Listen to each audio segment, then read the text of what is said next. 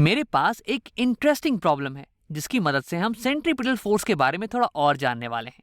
यहाँ पे मेरे पास एक भारी सी बॉल है जिसे मैं फेंक रहा हूँ एक ट्रैक पे। ये ट्रैक वर्टिकल सर्कल के फॉर्म में बनी हुई है। ये बॉल कुछ ऐसे जाके नीचे आ जाएगी। अब मैं तुम्हें दिखाता हूँ। ये बॉल कुछ ऐसे जाएगी ट्रैक पे और ये टॉप मोस्ट पॉइंट पे पहुंच गई और फिर ये नीचे ऐसे निकल जाने वाली है।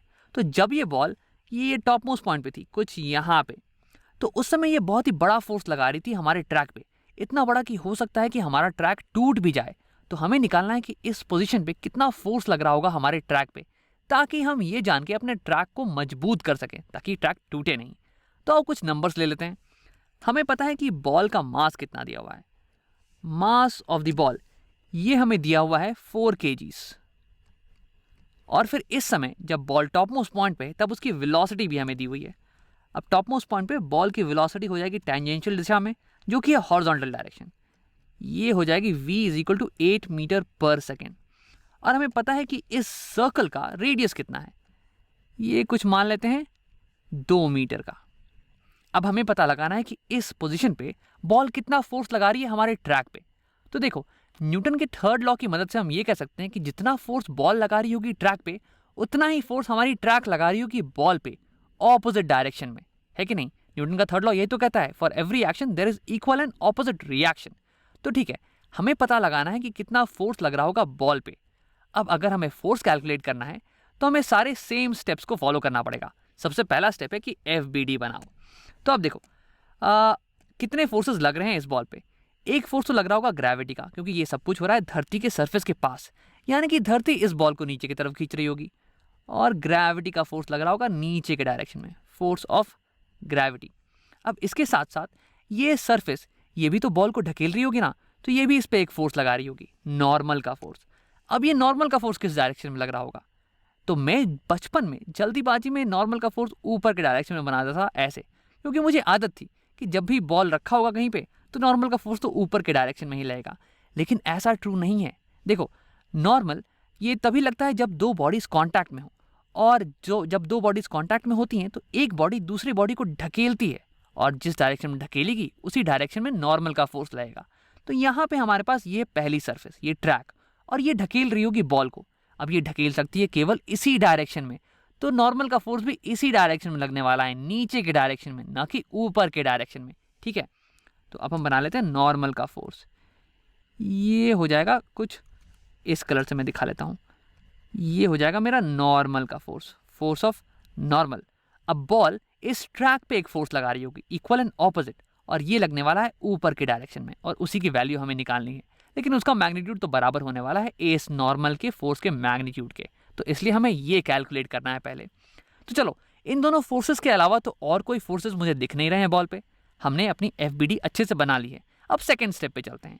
सेकेंड स्टेप है कि न्यूटन का सेकेंड लॉ लिखना। अब न्यूटन का सेकेंड लॉ कहता है कि acceleration is equal to net force in the direction of acceleration divide by mass of the body. अब देखो, इस केस में हम वर्टिकल डायरेक्शन में ही इस न्यूटन के सेकेंड लॉ को लगाएंगे, क्योंकि हमें निकालना है नॉर्मल का फोर्स, और नॉर्मल का फोर्स है वर्टिकल डायरेक्शन में। अब अगर तुम ध्यान से देखो तो तुम्हें एक और चीज दिखेगा। ये नॉर्मल का फोर्स वर्टिकल डायरेक्शन में है, और ये वर्टिकल डायरेक्शन ये सेंट्रीपिटल डायरेक्शन है। ये पॉइंट कर रही है सर्कल के सेंटर के टुवर्ड्स। तो यानी कि हमें ये न्यूटन का सेकेंड लॉ लगाना है सेंट्रीपिटल डायरेक्शन में। ये हमें निकालना है acceleration in centripetal direction is equal to net force in centripetal direction divide by mass of the body.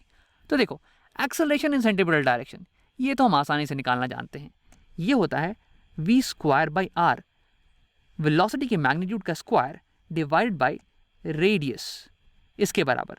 अब ये बराबर हो जाएगा net force in centripetal direction के। Net force in centripetal direction. अब देखो, इस डायरेक्शन में केवल दो ही फोर्सेस दिख रहे हैं मुझे, एक ग्रेविटी का और एक नॉर्मल का। तो यही दोनों फोर्स हैं जो कि यहाँ पे आएंगे, और तो कोई फोर्सेस हैं ही नहीं, और ये दोनों ही फोर्सेस सेंट्रीपिटल हैं क्योंकि ये सेंटर की तरफ पॉइंट कर रहे हैं। लेकिन मुझे एक बात का ध्यान रखना पड़ेगा, मुझे साइन कन्वेंशन को फॉलो करना पड़ेगा। तो इस केस में, सेंट्रीपिटल फोर्स के केस में, हमारे पास जो साइन कन्वेंशन होता है वो ये कहता है कि जो भी फोर्सेस सेंटर की तरफ पॉइंट करें वो होंगे पॉजिटिव, और जो भी फोर्सेस सेंटर से अवे पॉइंट करें वो हो जाएंगे नेगेटिव। और ऐसा इसलिए है क्योंकि सेंट्रीपिटल एक्सेलरेशन को हमने पॉजिटिव डायरेक्शन ले रखा है, और एक्सेलरेशन हमेशा सेंटर की तरफ होती है। तो क्योंकि इसे हमने पॉजिटिव मान लिया, इसलिए जो भी फोर्सेस सेंटर की तरफ पॉइंट करेंगे ना, उन्हें हम पॉजिटिव ही मान लेंगे। तो यहाँ देखो, नॉर्मल का फोर्स और ग्रेविटी का फोर्स दोनों ही सेंटर की तरफ पॉइंट कर रहे हैं, यानी कि दोनों ही पॉजिटिव फोर्सेस हैं। तो उसे लिख लेते हैं प्लस नॉर्मल का फोर्स और प्लस ग्रेविटी का फोर्स। अब ऐसे ग्रेविटी के फोर्स को तो कैलकुलेट करना हम जानते हैं, इसका मैग्नीट्यूड हो जाएगा mg के बराबर, mass into acceleration due to gravity. तो इसे मैं लिख दूंगा प्लस mg। अब ये पूरी चीज डिवाइडेड है bye mass of the body, bye mass of the body. ठीक है, अब यहाँ से तो केवल और केवल अलजेब्रा ही हो जाता है। मैं दोनों साइड मास से मल्टीप्लाई कर दूंगा तो यहाँ से मास गायब और मास आ जाएगा यहाँ पे। फिर मुझे निकालना है नॉर्मल, इसलिए मैं दोनों साइड mg माइनस कर दूंगा ताकि यहाँ से mg हट जाए और mg यहाँ पे आ जाए।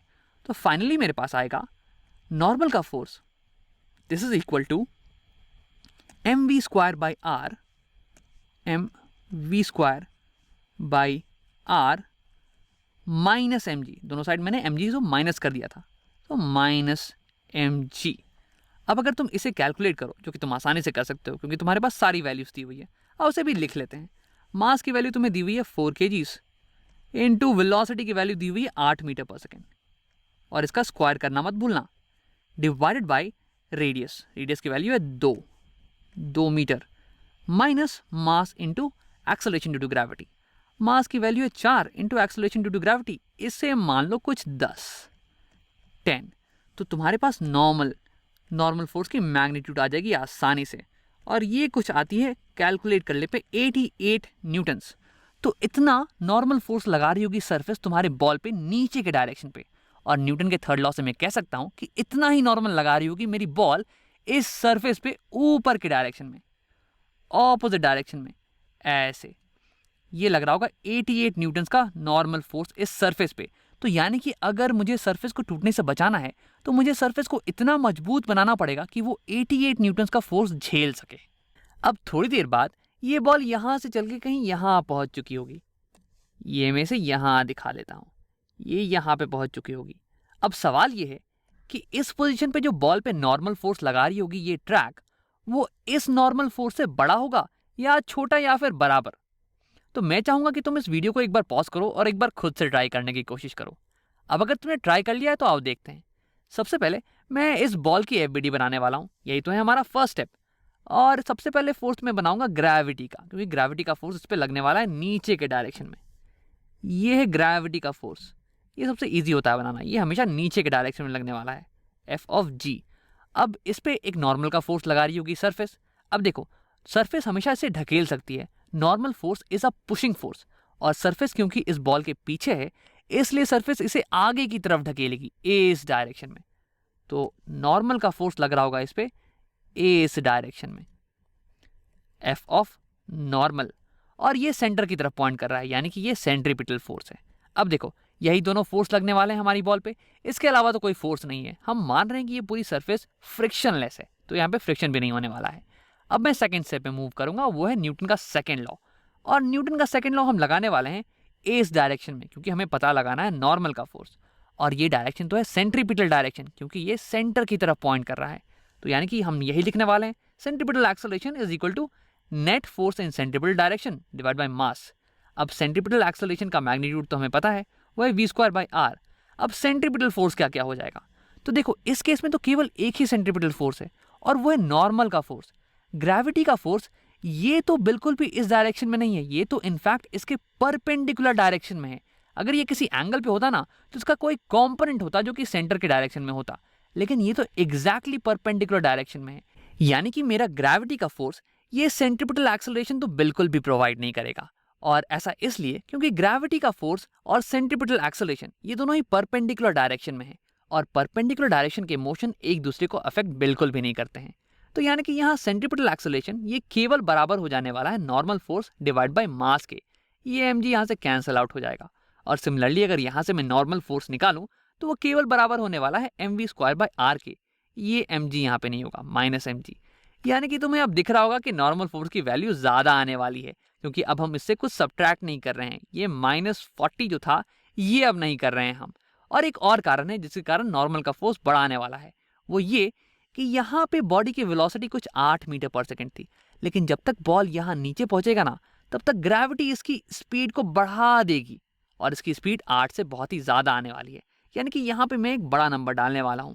तो जाहिर सी बात है कि नॉर्मल का फोर्स मेरा बड़ा आएगा, क्योंकि ये बड़ी चीज़ हो जाएगी अब, और ये -40 अब नहीं होगा। तो इसलिए नॉर्मल का फोर्स इस केस में ये बड़ा आने वाला है कंपेयर टू ये वाला केस।